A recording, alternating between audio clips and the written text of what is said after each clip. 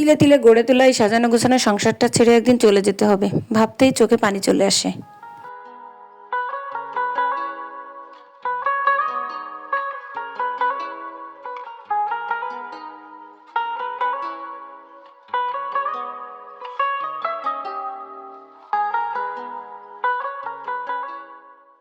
আসসালামু আলাইকুম, আশা করি সবাই ভালো আছেন। আমি কেয়া আবারও আপনাদের মাঝে চলে এসেছি একটা নতুন ব্লগ ভিডিও নিয়ে। আজকের ভিডিও আশা করি ভালো লাগবে। ভালো লাগলে একটা লাইক দিতে ভুলবেন না, নতুন বন্ধু হলে সাবস্ক্রাইব করে পাশে থাকবেন। এই যে দেখতে পাচ্ছেন একটা মধুর বোতল, এটা আমি অনলাইনে অর্ডার দিয়ে দুইটা নিয়েছিলাম, দুইটা প্যাকেজ। একটা হচ্ছে লিচু ফুলের মধু, একটা হচ্ছে কালো জিরার মধু। তো একটা মধুর শেষ হয়ে গেছে, এই মধুর বোতলটা দিয়ে আমি একটা দারুণ জিনিস আপনাদের সাথে শেয়ার করব। আর যেহেতু একটা মধু শেষ হয়ে গেছে, আমি আরেকটা মধু পেরে নিচ্ছি। মধু আমাদের সকালের প্রতিদিনের আর কি, প্রতিদিন সকালে মধু দিয়েই যাত্রা শুরু হয়। খালি পেটে মধুটা খাই, যেহেতু বাচ্চা আছে, বাচ্চাদের ঠান্ডা লাগে, আমারও ঠান্ডা লাগে। তো সকালে যেটা করি, একটু উষ্ণ গরম পানির মধ্যে একটু মধু আর কি দিয়ে দিই, তারপরে সেই মধুটা আমরা সবাই খাই। কালো জিরে, এর সাথে কালো জিরে মিশানো থাকে, কালো জিরে আর কি শেষ হয়ে গেছে, যার জন্য শুধু মধু দিয়ে নিয়ে নিচ্ছি। আরেকটা জিনিস আপনাদের সাথে শেয়ার করি, সেটা হচ্ছে একটা বোতলের যে মুখটা দেখতে পাচ্ছেন, এই মুখটাও কিন্তু মধুর সাথে দেয়, এটা ঢালতে অনেক সুবিধা। তো আপনাদের সাথে একটা দারুণ জিনিস শেয়ার করবো। আসলে টাকা পয়সা খরচ করলেই সবসময় ভালো জিনিস পাওয়া যায় না, সেটা আজকে আপনাদের দেখাবো। তো এখানে আমি মধু নিয়ে নিলাম 1 চামচ মতো, এখন এটা আমি খেয়ে নেব। আমি বাচ্চাদেরও দিয়ে দিয়েছি, অলরেডি সকালে ছোট বাচ্চা খেয়েছে, আর এখন আমি খেয়ে নিচ্ছি।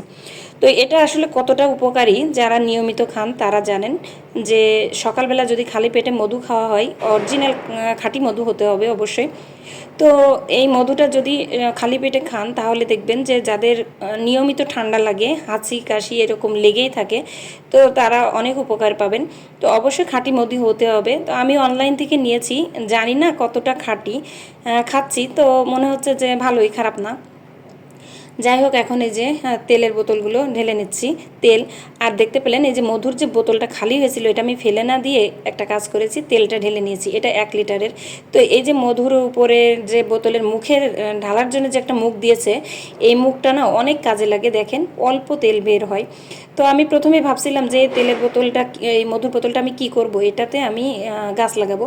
পরে দেখলাম যে এই বোতলের মুখে তো এই জিনিসটা খুব কাজের, এটা না ফেলে দিয়ে আমি তেলের জার হিসাবে ব্যবহার করতে পারি। এতে করে আমার কিন্তু আলাদা করে তেলের জার কেনা লাগবে না, আর তেল ঢালতে গেলেও সাশ্রয় হবে।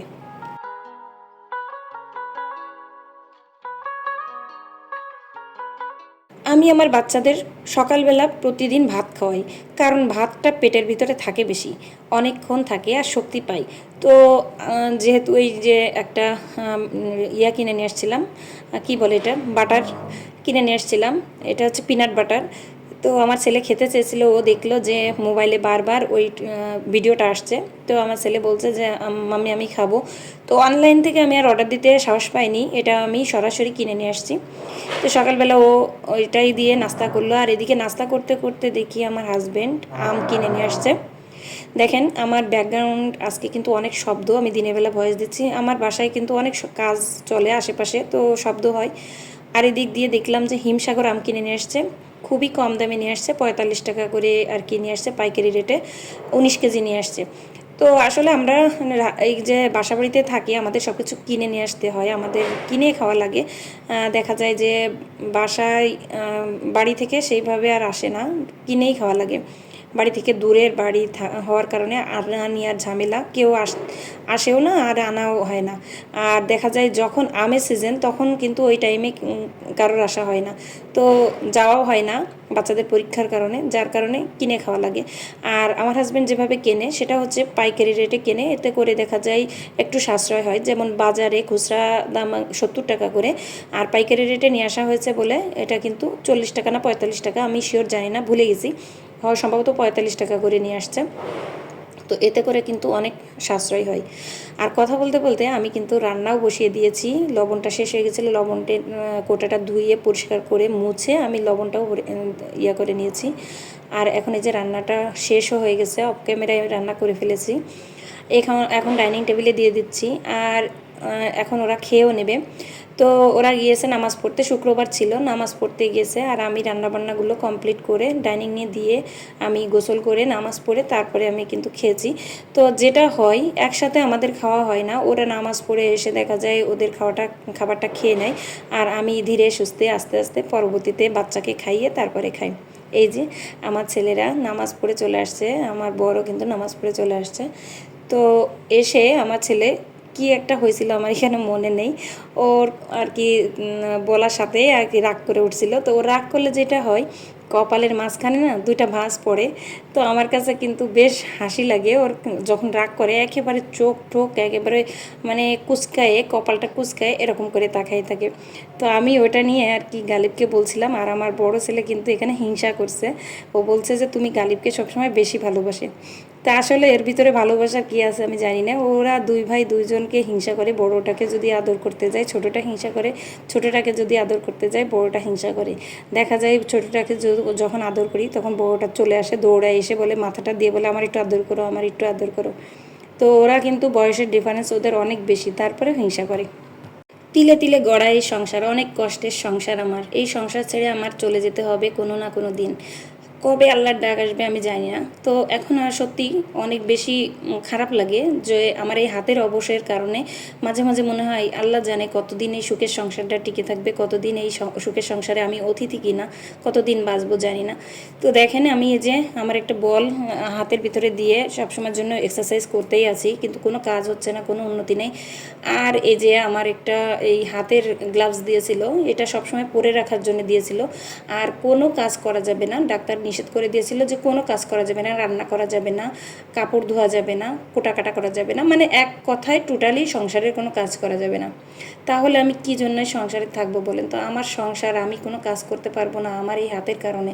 কি একটা মানে রোগ আল্লাহ আমাকে দিয়েছে যে কোনো কাজই করতে পারবো না। তো যে কাজগুলো একেবারে মানে কোনো রকম পারি না, সেই কাজগুলো আমি আমার বুয়া খালা দিয়ে করাই। আর রান্নাবান্না তো নিজের করা লাগে, তারপরে অনেক কাজ আছে যেগুলো সব মানুষ দিয়ে করানো সম্ভব না, সে কাজগুলো তো আমার করাই লাগে।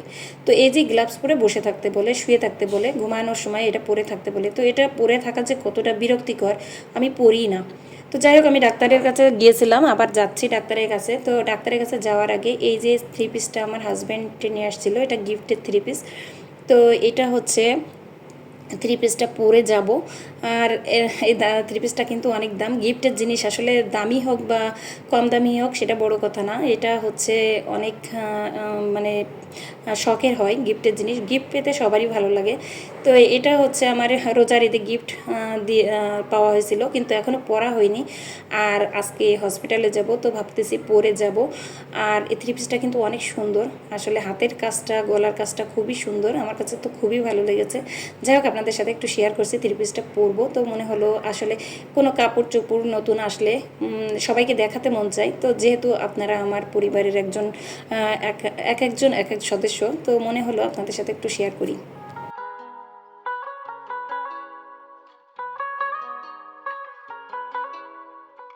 ভিডিওর এ পর্যায়ে এসে এখনও যারা আছেন তাদেরকে একটা রিকোয়েস্ট করব, প্লিজ একটা লাইক দিয়ে দিবেন, কারণ আমার লাইকের সংখ্যা একেবারে কম হয়, আমার মনটা অনেক বেশি খারাপ হয়।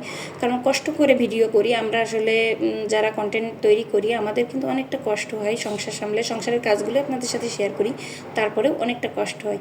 দেখা যায় যে কাজ 5 মিনিটে হয়ে যায়, সেটা ভিডিও করার কারণে সেটা আধা ঘন্টা সময় লাগে।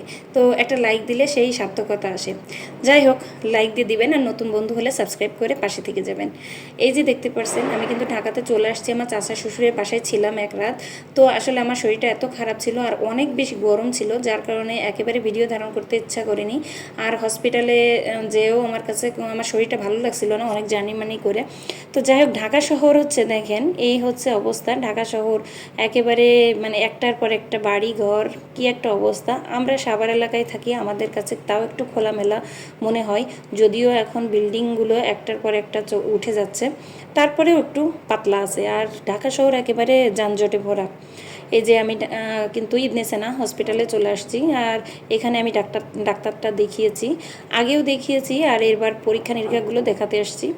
তো ডাক্তার পরীক্ষা নিরীক্ষাগুলো দেখে আমার কিন্তু সেই ইঞ্জেকশনটা দিয়েই দিয়েছে, আমি আর বাকি ভিডিওগুলো করিনি। ইঞ্জেকশনটা দিয়ে দিয়েছে, ইঞ্জেকশন দেওয়ার কথা ছিল। ইঞ্জেকশনটা দেওয়ার পরে আমি বাসায় চলে আসছি। তবে আমার কাছে মনে হচ্ছে ইঞ্জেকশনটা দেওয়ার পরে আমার হাতের অবস্থা আরও বেড়ে গেছে। এখন সবাই বলছে যে ওটা প্রথমে বাড়বে, পরে আস্তে আস্তে ঠিক হবে। আর আমি এখন কাজ একেবারেই টোটালি করতে পারছি না, খুবই কষ্ট হচ্ছে কাজ করতে। সংসারের কাজগুলো তো আমার করার লাগছে, কিন্তু অনেকটাই কষ্ট করে আমার করতে হচ্ছে, মানে অনেক চেপে চুপে কাজগুলো করতে হচ্ছে। তো যাই হোক, কী আর করার, নিজের সংসার নিজের কাজ নিজেরই তো করা লাগবে, কিছুই করার নেই। এ পর্যায়ে আমি একটা কমেন্টে রিপ্লাই দিব। এমডি সানি আইডি থেকে কমেন্ট করেছেন যে আপু, কনভেকশন ওভেনে কেক বানানোর সময় কোনো শব্দ হয় কিনা জানাবেন। ওনার হচ্ছে মিয়াকো ওভেন নতুন কিনেছেন, তাই উনি জানতে চেয়েছেন। তো আসলে এক এক ওভেনে এক এক রকম ফাংশন, এক এক রকম সিগনাল দেয়। আর আরেকটা কথা বলেছেন, উনি ওনার ওভেনের মানে সময় শেষ হওয়ার পরে কোনো সিগনাল দেয় না।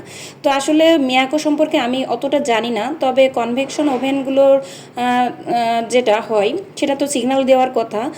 আর শব্দ একটু হয় যখন কনভেকশন ওভেন মানে যখন সব কোনো বেকিং আইটেম তৈরি করা হয় তখন একটু শশ করে শব্দ হয়, আমারটাতেও হয়।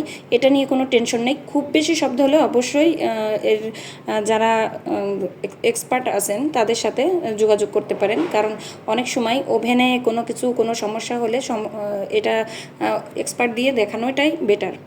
যাই হোক, কথা বলতে বলতে আমার কিন্তু ভিডিওটা শেষের পর্যায়ে চলে আসছে। আর এই যে ছাদে দেখেন কত সুন্দর ফুল ফুটে আছে, এই ফুলটার নাম আপনারা জানলে অবশ্যই কমেন্ট বক্সে লিখে যাবেন। আমি কিন্তু জানি না, কিন্তু দেখতে অসাধারণ সুন্দর। যাই হোক, আমার জন্য দোয়া করবেন। আর আগামীতে আবারও নতুন ভিডিও নিয়ে আপনাদের মাঝে হাজির হয়ে যাবো। সে পর্যন্ত সবাই ভালো থাকবেন, সুস্থ থাকবেন। আল্লাহ হাফিজ।